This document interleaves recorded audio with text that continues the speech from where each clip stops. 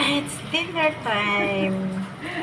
Thank you, Lord. Nagkasama ulit kami ni Jerlyn. Kahapon lang kami naghiwalay. Dinner namin, tira ng aming mga alaga.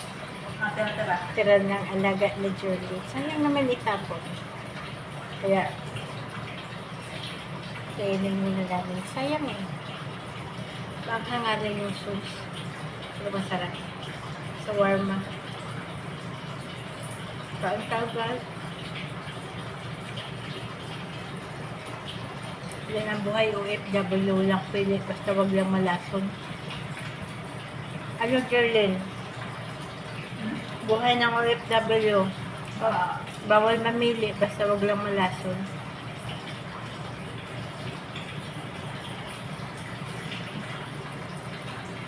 Thank you for watching, guys. God bless everyone.